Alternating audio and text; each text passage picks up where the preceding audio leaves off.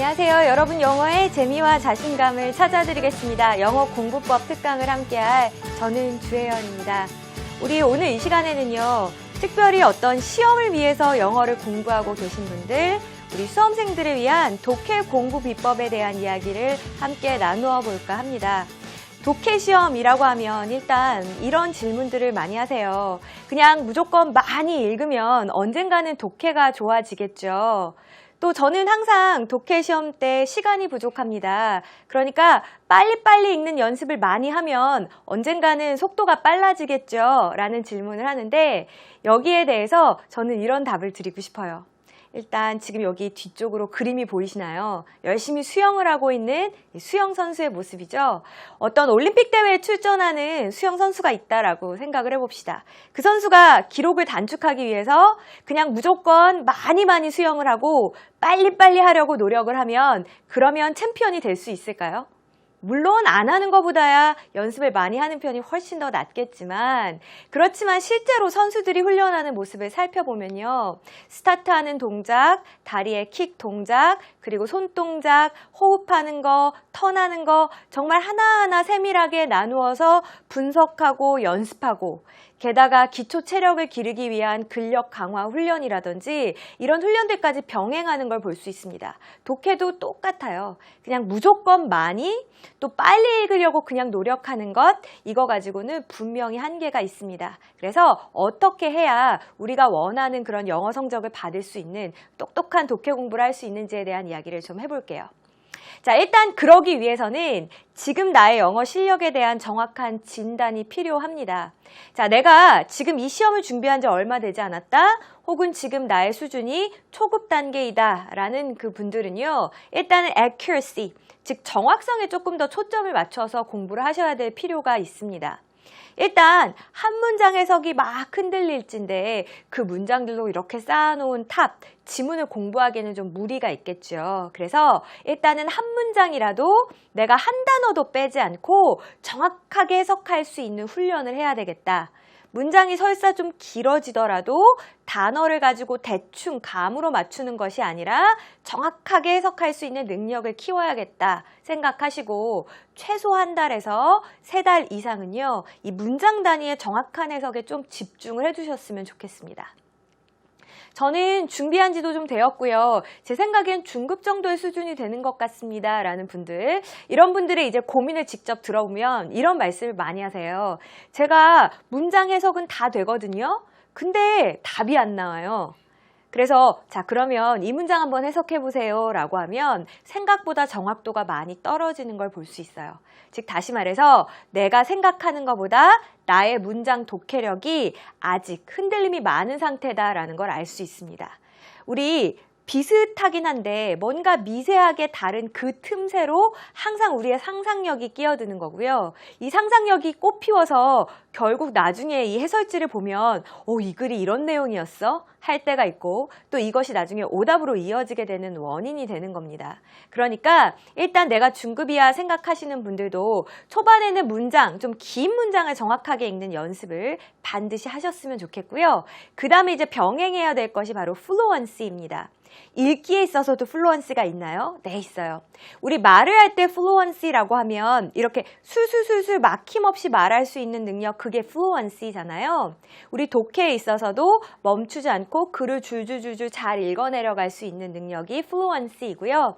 이 플루언시를 키우기 위해서는 아무래도 문장 단위가 아니라 단락 단위의 독해를 연습을 하셔야 되겠죠. 그래서 두 가지를 병행을 하되 초반에는 문장 단위의 정확한 해석에 조금 더 중점을 두시고 후반부로 갈수록 단락 공부의 비중을 높여가야 되겠다. 이제 이렇게 생각하시면 되겠습니다. 사실 저는 큰 문제는 없습니다만 그래도 흔들림 없는 1등급 혹은 만점을 목표로 공부하고 있습니다. 라는 이 고급 수준까지 도달하신 분들은 당연히 이제 플루언시에 초점을 맞추셔서 특히 시간 관리라든지 실수를 줄이고 오답을 줄이는 방향에 초점을 맞춰 공부를 해 나가셔야 되겠죠. 그런데 그렇더라도 한 지문에 한두 문장 정도는 길고 까다로운 문장이 분명히 섞여 있을 겁니다. 이런 문장들을 가지고 정확성 연습은 반드시 병행하셔야 돼요. 생각해보면 세계적인 성악가다. 그러면 그 사람이 매일 아침마다 음계 연습, 뭐 이런 연습 안 하는 거 아니죠. 아니면 세계적인 수준의 발레리나다. 그렇다고 해서 그 사람이 아침마다 일어나서 스트레칭을 안 하는 건 아닙니다. 마찬가지예요. 내가 지금 어느 정도 경제에 올랐다 하더라도 정확성 훈련은 조금씩이라도 반드시 병행해 주셨으면 좋겠습니다. 자, 그러면 이제 나의 위치를 파악했으면 어떤 교재로 공부하는 것이 적합합니까? 이제 이런 의문이 좀 드실 겁니다. 아까 이제 초급 레벨 같은 경우에는 문장을 정확하게 읽는 연습이 필요합니다 라고 했잖아요. 그래서 시중에 있는 독해, 구문 독해 책으로 연습하시는 것이 도움이 많이 될 겁니다. 여기서 특히 교재를 선정함에 있어 여러분이 좀 염두에 두면 좋을 점은 난이도 순으로 문장이 배열되어 있으면 더 좋겠죠. 그래서 쉬운 문장부터 좀 다소 어려운 문장까지 모두 다 경험해 볼 수 있는 교재가 좋겠고, 또 기왕이면 독해 패턴별로 이렇게 단락이 잘 지어져 있는 교재를 선택하시는 편이 좋겠습니다. 자, 그 다음에 이제 중급 같은 경우에는 단락 독해 치중해라 라고 했으니까 뭐 시중에 있는 거의 대부분의 독해 문제집들이 유형별로 이렇게 이제 편성이 되어 있습니다. 그럼 교재 아무거나, 혹은 내가 가지고 있는 이 단락을 담고 있는 독해 교재 아무거나 가지고 공부하셔도 괜찮습니다. 다만 우리 아까 정확성에 대한 연습도 해야 하는 단계입니다 라고 했잖아요. 그래서 내가 오늘 공부했던 지문 중에 모르는 문장을 뽑아서 따로 구문 노트를 만드셔도 괜찮고요. 아직은 구문에 있어서의 체계 자체가 좀 부족한 단계이긴 하니까 초급과 마찬가지로 구문 교재를 하나 더 병행하시는 것도 좋습니다. 자, 우리 이제 고급 레벨 같은 경우에는 실전 감각을 키우고 속도를 높이는 것이 좀 초점이다라고 했잖아요. 그러니까 가장 좋은 교재는 아마 이제 기출문제가 될 거예요. 기출문제에 대한 공부법은 제가 또 따로 특강을 마련했습니다만, 일단 한 가지 명심해 두실 점은요. 기출은 그냥 단순히 맞았다 틀렸다를 확인하기 위한 교재가 아니고 그 훨씬 이상의 의미가 있습니다. 그러니까 기출 문제를 가지고 공부하실 때에는 출제 패턴을 알아내는 것이 중요하지, 지금 내가 이 문제를 맞았다 틀렸다 하는 것보다 출제 패턴을 알아내려고 노력해야 되겠구나. 이제 이런 점들을 좀 명심하시면서 공부하셨으면 좋겠습니다. 자, 그럼 이제 구체적으로 도대체 어떤 순서로 공부를 해야 나의 이 독해력이 좋아진다는 거냐, 아마 이제 의문이 있으실 것 같아서 단계별로 차근차근 좀 이야기를 해볼게요. 일단은 시간을 재고 문제를 푸는 것이 좋을 것 같습니다. 제가 이렇게 이야기를 하면 이런 질문들을 많이 하세요. 그런데요, 저는 시간을 재고 문제를 풀면 뭐 예를 들어 한 지문에 1분 30초, 2분 이렇게 시간 제한을 두고 문제를 풀면 한 두세 문장 읽다가 끝나요. 이런 이야기를 하시는데, 일단 그래도 괜찮습니다. 그래도 시간 안에 읽을 수 있는 만큼 최대한 읽으시고, 그리고 답을 찾는 연습을 초반부터 하셔야지 여러분이 이 시간에 대한 감각을 기를 수가 있어요. 자, 그러면 시간을 재고 푼 다음에 대부분의 학습자들이 범하는 오류가 뭘까요? 이러고 나서 바로 해설지로 달려가죠. 정답을 맞춥니다. 그렇게 해서는 절대 안 돼요.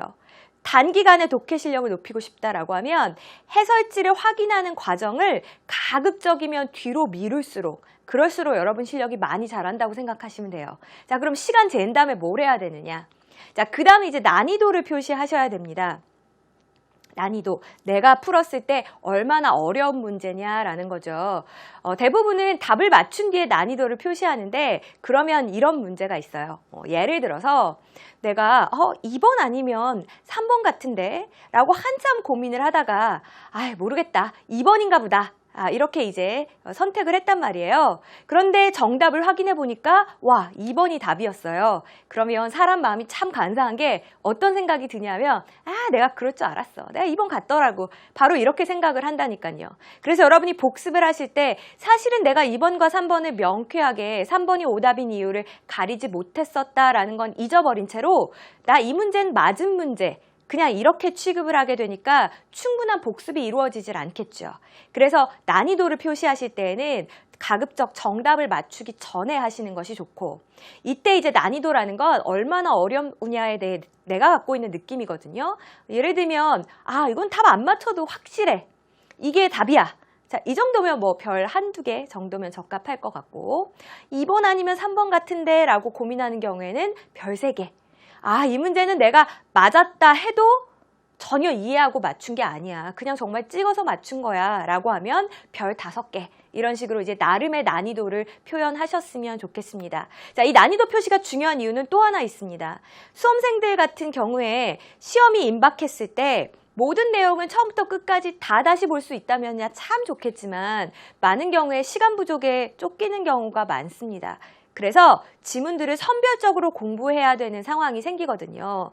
그럴 때 뭐를 다시 보고 뭐를 다시 안 볼 것이냐, 그 중요한 잣대가 되는 것이 지금 여러분이 표시하는 그 난이도가 되겠습니다. 자, 이렇게 난이도를 표시한 다음에 그 다음에는 시간 제한 없이 다시 읽으세요. 이번에 다시 읽으실 때는요, 필요하면 사전 찾으면서 읽으셔도 괜찮아요. 도대체 제가 얼마의 시간을 들여서 다시 읽어야 하는 겁니까?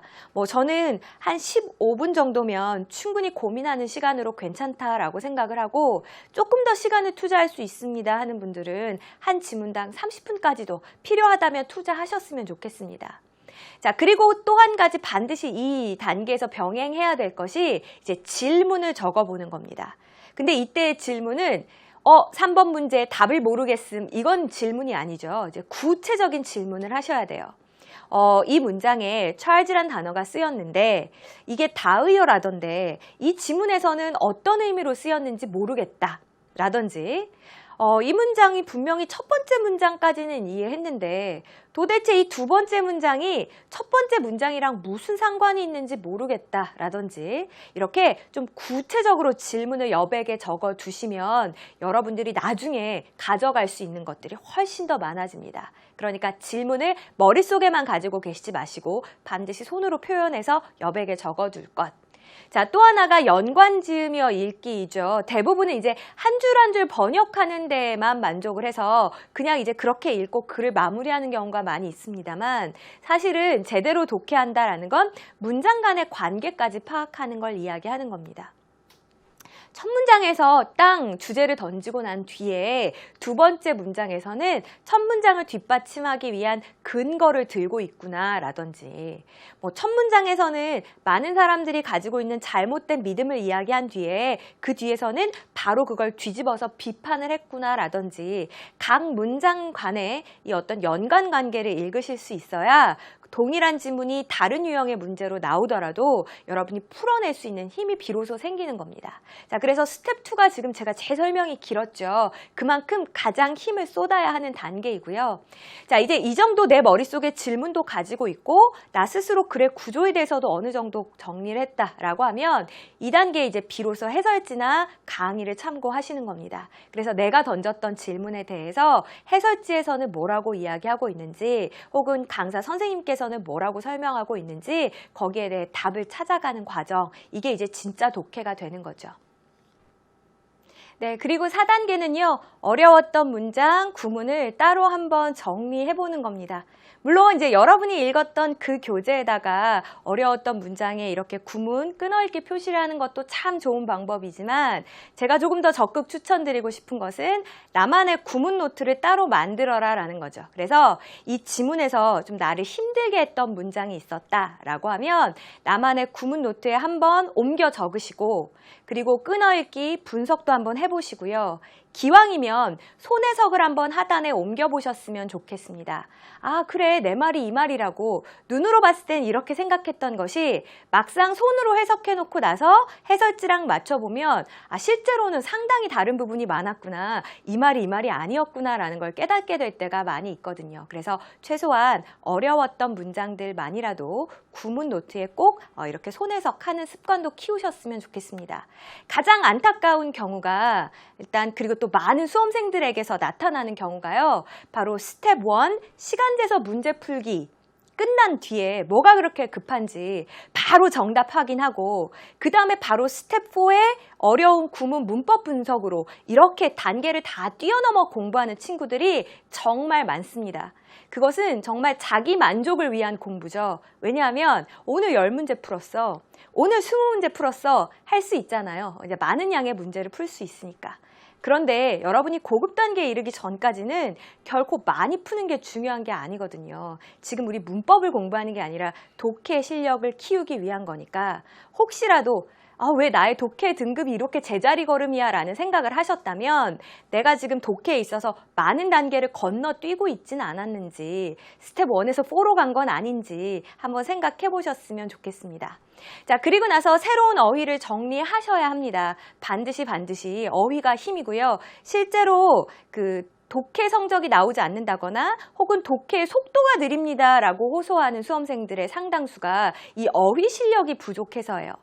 아예 모르는 단어는 아닐지라도 어떤 특정 단어를 만난 뒤에 이거 아는 단어인데 공부했던 건데 뭐였더라 하는 사이에 이미 몇십 초가 지나가는 거거든요. 그러니까 지문 속에서 마주친 단어들은 나만의 단어장 만드셔서 따로 정리하시는 것도 참 좋은 방법입니다. 자, 그리고 마지막으로 추천드리고 싶은 방법은 이건 정말 저만의 비법이기도 한데요. 요즘은 교과서는 말할 것도 없고요. 시중의 독해 문제집들도 대부분 이 지문에 대한 mp3 파일을 따로 제공하고 있습니다. 그런데 많은 친구들이 독해 문제집이니까 눈으로만 확인하고 귀로 들을 생각은 거의 하지 않더라고요. 근데 저는 이 지문 mp3를 오늘부터라도 꼭 적극적으로 한번 활용해봐라 라는 이야기를 드리고 싶어요. 저도 독해 강의를 준비할 때 열심히 공부하죠. 눈으로 보고 손으로 써보고. 그리고 나서는 강의하러 가는 길 내내는요. 이 지문 mp3를 듣습니다.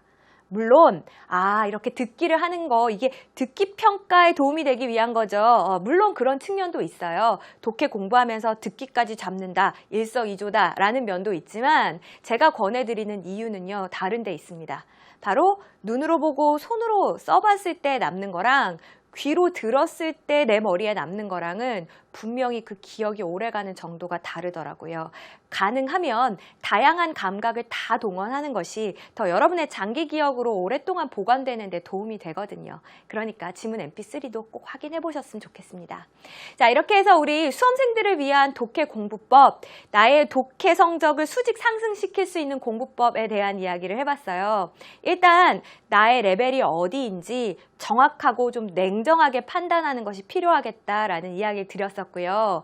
나의 레벨을 가늠했으면 거기에 가장 적합한 교재를 어떻게 선정할 수 있는지 교재 선정에 대한 이야기도 드렸습니다.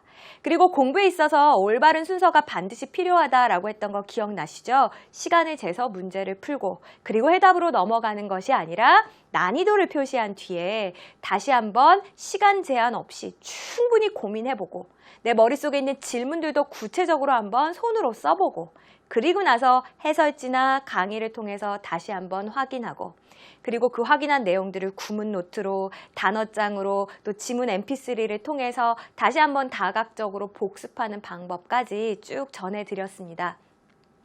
아마 오늘 이 시간 함께 하시면서 독해 공부가 그냥 문제만 풀어서 되는 것이 아니었구나. 사실은 이렇게 굉장히 다각적인 접근을 요하는 거였구나 라는 생각을 하셨을 겁니다. 그래서 제가 오늘 여러분에게 내드리고 싶은 과제는요. 내가 이제껏 했던 독해 공부의 과정을 한번 거꾸로 반추해보세요. 그리고 나서 내가 빠뜨리고 있었던 과정, 잊고 있었던 과정이 있다면 한번 적어보시면서 앞으로는 여러분의 독해 성적이 정말 쑥쑥 자랄 수 있는 그런 계기가 되었으면 좋겠습니다. 네, 오늘도 열심히 함께 해주셔서 감사하고요. 우리는 이제 다음 시간에 더 좋은 내용으로 다시 만날게요. 수고하셨습니다.